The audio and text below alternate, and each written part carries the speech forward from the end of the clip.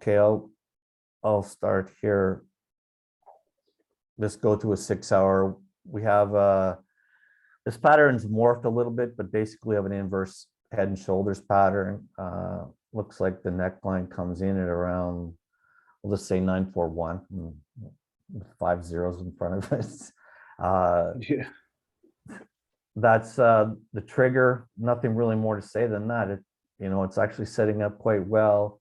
Not in an overbought condition yet. On the 12-hour chart, I believe we've got the flatlining now, 50 12-hour moving average, which will provide support there. And then on the daily chart, we have also the 50-day simple moving average crossing under the price right now. So that might lend a little support also on pullback. So this should trigger pretty soon though.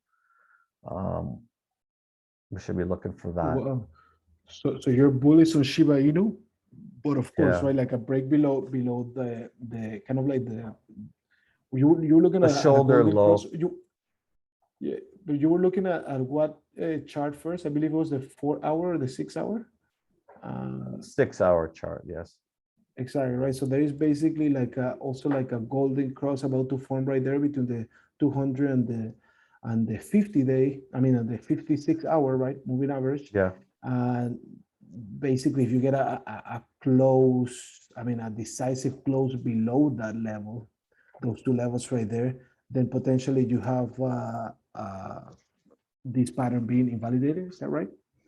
Yeah, I would use the low of the shoulder, which is 801 as a close below there, as invalidating the pattern. Okay. Yeah. But overall, Perfect. I'm positive on this.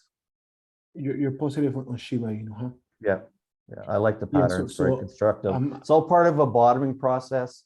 Whenever you see a pattern that's got actually pretty good symmetry, as we have here, clear entry price. I mean, you can't really ask for more than that.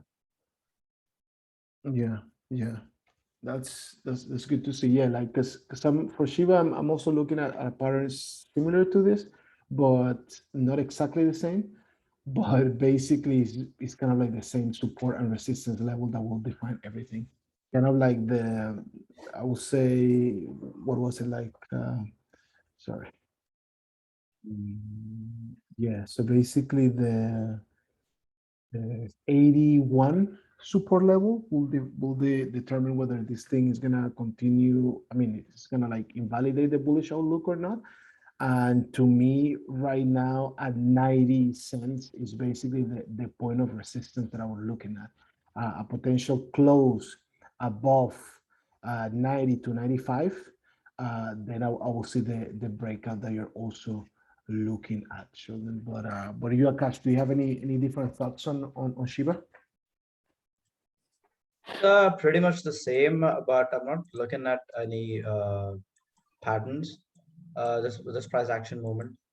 I expected Shiba Inu to come down here to these two levels, but it did not. It found support on these levels and it started bouncing higher. So I think since we've crossed above the 50 fib, I'm expecting it to support on this pullback that we're expecting because of Bitcoin. And this is what I'm looking at, 112, 0.40s and 112. And Yeah. we might even tag the range high. So actually, the reason why the range high, the discrepancy is because of this. And we got this wick. Wow. I don't know what to call this. But I think those are called like death mal or death mal or something like that, no? yeah, the Star Wars reference. But yeah. Exactly. So yeah, I'm looking at this resistance and the range high. I think we've tagged these levels enough times. So yeah. I see. I see. So yeah, so pretty cool. Yeah, it's pretty much the same, right? Like the 90 to 95 resistance barrier, once broken, could lead us to further upside. But if we close decisively below the 81 or 80, with however many zeros you want to put in there, then we potentially have a further down, more downside potential for Shiba Inu. But overall, it seems to be looking like pretty bullish right now. Yep. But we'll just have to like wait over the next few hours to see if it finally makes that break above 90 to 95.